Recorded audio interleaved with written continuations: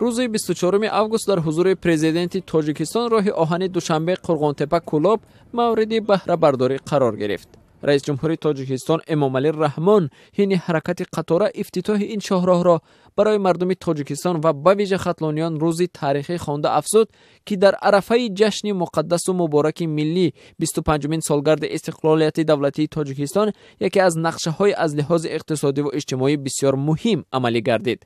مسئولان راه آهن تاجیکستان میگویند این راه دارای اهمیت اقتصادی بوده و با بنیاد آن راه آهن قبلی دوشنبه قرغانتپه که با عبور مرز 432 کیلومتر را در بر میگرفت 313 کیلومتر اختصار شد و درازی آن حالا 119 کیلومتر را تشکیل میدهد. با گفته مسئولان تاجیک در این شاهراه 3 نقب همچنین 8 پل بنیاد شده است و درآمد سالانه اقتصادی این طرح 46 میلیون سومانی را در بر میگیرد. طبق پیشبینی ها شاهراه در دوام 10 سال آینده همه خراجات را که برای آن مصرف شده است جبران خواهد کرد. ما علاقه این رو سالهای دراز چشمدار بودیم که ساختمان این راه دوام داشت و حرکت میکنیم که خراجات خود رو و چیزای خود رو با واسطه در حدودی این درآمدهای خود عملی نماییم. مقامات تاجیکستان باور دارند که بنیاد این راه آهن ولایت ختلان را از انزوای ارتباطاتی و اقتصادی رها خواهد کرد.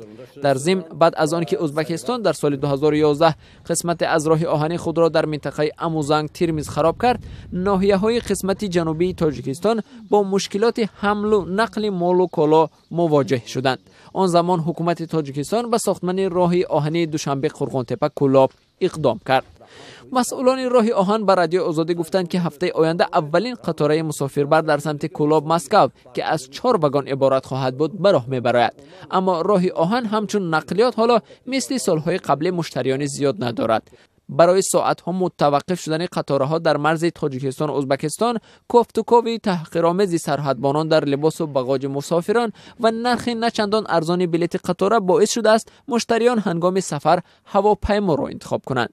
حاضر ما با پیش به پلیس می رفتیم از اون با در راه رو یگم کس به یگم کس دخالت نداشت پس و پاشی خیلی چی نبود.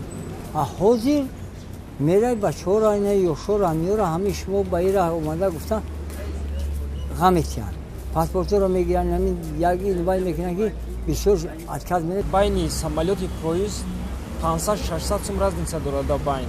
در 4 روز خورد و خوراک اینقدر تفتیش اینقدر دودا سالهای پیش رفتگی ولی حاضر وای در راه زدیش که وای مهلت معین خیلی نمیبرود برای. اما قطار برای بارکشانی خاصتا به منطقه کولاب نقلیاتی به همتا است. اداره راه آهن تاجیک هم برای بارکشانی در این سمت به مشتریان امتیاز داده است که می توانند تا 40 کیلوگرم بار را رایگان با خود بگیرند. در 6 ماه اول سال جاری حجم بارکشانی در راه آهن تاجیکستان نزدیک به 3 میلیون تن را تشکیل داده است که نسبت یک سال پیش 3% زیاد بوده است.